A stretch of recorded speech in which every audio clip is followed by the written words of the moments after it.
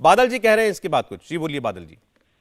सौरभ जी, मैं इनको दो चार लाइन में कहना चाहता हूँ। हाँ जी। नीरव मोदी, ललित मोदी, मेहुल चोकसी के साथ प्रधानमंत्री का तस्वीर पूरे देश में विदेश में जाने का, एक साथ रहना, मीटिंग में, सारे जगह पर तीनों चारों का नाम, छवि, तस्वीर प्रधानमंत्री के साथ दिखा गया था।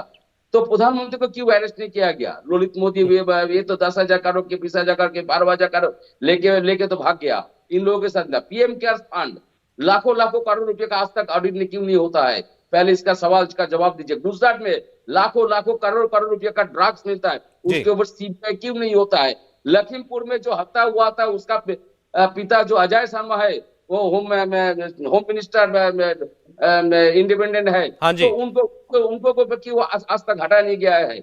और 2014 से 2022 तक पूरे देश में 5 लाख करोड़ किसान आत्महत्या किया। किसान आंदोलन में एक साल में 700 करोड़ किसान आत्महत्या किया। हाँ आज तक या पीएम ने इस्तीफा तो पीएम ने इस्तीफा नहीं दिया। हाँ। ना कि किसान मिनिस्टर जो है वो भी इस्तीफा नहीं दिया। तो यही इसलिए तो मैं कह रहा हूँ। बादल जी आपने कम लिस्ट गिनाई है, थोड़े 2-4 विषय और बताइए ना, और फिर उन सब पर चर्चा कर लेते हैं। आप ये भी कह दीजिए कि आपने इतने सारे विषय गिनाए। मोदी जी साधु है, सारे विरोधी चोर है। अरे सर बादल जी मैं जवाब ले लूंगा आपकी बात का। आपने इतने सारे मुद्दे गिना दिए, साथ में आप कह देते रूस ने यूक्रेन पर हमला क्यों कर दिया, मोदी जी ने क्या किया उसके लिए। आप कह देते श्रीलंका के अंदर तख्ता पलट हो गया, मोदी जी ने क्या किया उसके लिए। ये सारे विषय भी जोड़ दीजिए। आप एक विषय पर चर्चा कर रहे हैं, मैं तो एक बात पूछ रहा हूं बार बार आपसे। आपने कहा ललित मोदी के साथ, नीरव मोदी के साथ तस्वीर है प्रधानमंत्री की, यहां पर तो तस्वीर ममता जी की भी नहीं थी अर्पिता मुखर्जी के साथ, हटाया क्यों पद से? दीदी ने बार बार यही कह रहा है, मेरा सही क्या है, तुम लोग रैली क्यों कर रहे हो, सभा क्यों कर रहे हो? लेफ्ट और भाजपा मेरा तस्वीर लेके क्यों कर रहे हो? अरे क्यों नहीं करेंगे? उनकी तस्वीर लेके नहीं करेंगे तो किसकी तस्वीर लेके करेंगे? उनकी तस्वीर लेके नहीं करेंगे तो किसकी तस्वीर लेकर के करेंगे? गिरफ्तार पार्थ चैटर्जी हो रहे हैं, तो क्या शुभेंदु अधिकारी की तस्वीर पोस्टर लगा करके वहां पर प्रचार करेंगे भ्रष्टाचार का? आप एंकर है और मैं आपके डिबेट में बोल रहा हूं जी। सेंट्रल गवर्नमेंट है, चीफ मिनिस्टर है, सबको पता है। ममता दी जो सीएम है, सेंट्रल गवर्नमेंट जो आईबी को सब पता है। चीफ मिनिस्टर है, चीफ मिनिस्टर के साथ चीफ सेक्रेटरी भी रहता है। वो सारे रिपोर्ट पे सेंट्रल गवर्नमेंट के पास जाता है, प्रधानमंत्री सचिव के पास जाते हैं। तो ममता बनर्जी खराब है, ममता बनर्जी क्या कर रहा है? सारे रिपोर्ट, सारे अच्छा। अब मतलब अब आप इस तर्क पर उतर आए हैं कि ममता बनर्जी को क्या मालूम क्या हो रहा है? ममता बनर्जी तो अफसरों से डील करती है, ममता बनर्जी मंत्रियों से डील नहीं करती है। अब ये बचाव है आपका, आपकी ममता बनर्जी को क्या मालूम था? मोदी और ममता दीदी, मोदी जी प्रधानमंत्री है, आप सही कहा, ममता दीदी चीफ मिनिस्टर है, लेकिन सारे देश के जितना विरोधी है ममता दीदी को विपक्ष का लीडर मानते हैं। आप यही आपको सोचता है, आपके सोचने का प्रॉब्लम यही है। ये जब विषय आएगा 2024 में, तब हम देख लेंगे कि कौन किसको कितना बड़ा नेता मानता है। ये आज का विषय नहीं है, आज का विषय है भ्रष्टाचार। वो भ्रष्टाचार जिसमें ममता बनर्जी के खास करीबी कैबिनेट मंत्री वो भ्रष्टाचार में पकड़े गए हैं, उनको आपकी पार्टी ने अभी बर्खास्त किया है। सवाल इस वक्त केवल इतना है, और आपको भी तकलीफ यही हो रही है कि ममता बनर्जी का नाम क्यों लिया जा रहा है। आज भी प्रॉब्लम यह है कि ममता बनर्जी के नाम पर क्यों ये तस्वीरें दिखाई जाती है। ठीक है, 1 मिनट जवाब। राजीव जेटली ये कह रहे हैं कि ममता बनर्जी के नाम को लेकर क्यों मोर्चा निकाल रहे हैं बंगाल में, जाने किसकी फोटो चाहते हैं? अगर ये सौरभ भाई नोटों की गड्डी ना दिखी होती, टीवी के कैमरे में ना आई होती, देश ने ना देखा होता, तो विश्वास कीजिए ममता बनर्जी अपने गुंडों को लेकर जाती और ईडी का दफ्तर घेर लेती। इन्होंने निजाम हाउस को घेरा था ना, सीबीआई ने जब इंक्वायरी करी थी तब अपने गुंडों को लेकर गए थे, सीबीआई दफ्तर के ऊपर धावा बोल दिया था।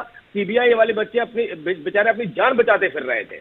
एक ईडी लैंग्वेज जो यूज कर रहे हैं सर, ये आपको शोभा नहीं दे रहा है। ये लैंग्वेज जो है ना, ये शोभा नहीं दे रहा है। This is not fair.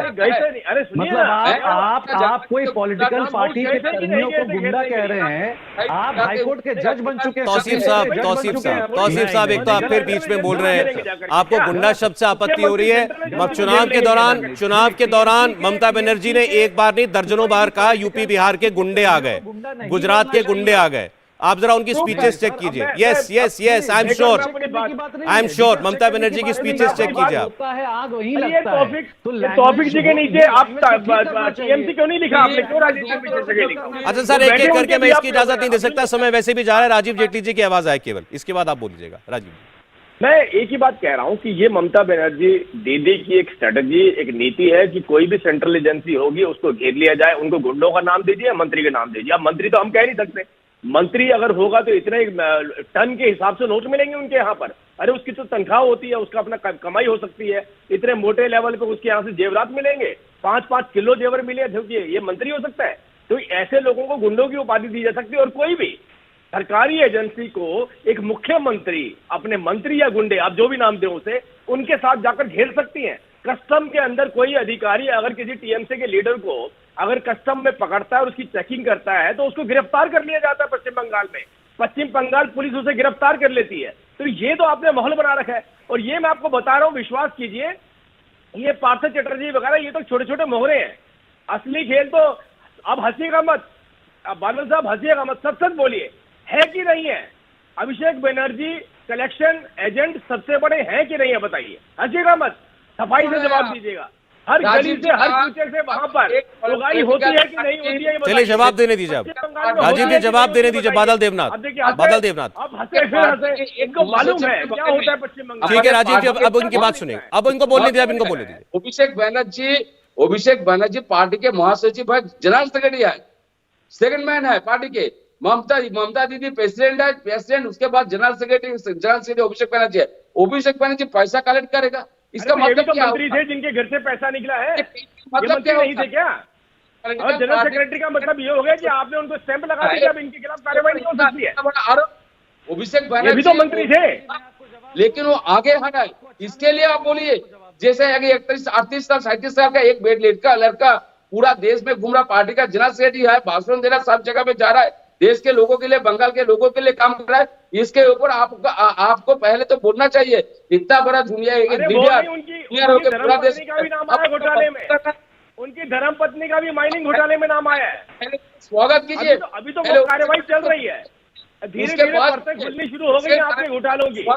तो पश्चिम बंगाल को आपने दरवाजे बंद करके रखा था ना, बाकी लोग गुंडा बनाते थे। अब पश्चिम बंगाल के अंदर, चलिए अच्छा ठीक है, ठीक। देखिए अभिषेक बनर्जी, रोजिरा बनर्जी के ऊपर जिस दिन ऐसे कोई गंभीर आरोप ईडी लगा देगी और नौबत कार्रवाई तक आ जाएगी, अरेस्ट तक आ जाएगी, उस दिन उनके बारे में बात करेंगे। राजीव जी, इंडिया टीवी हर वक्त हर जगह डाउनलोड करने के लिए सर्च करें India TV news Google play store या ऐप स्टोर पर।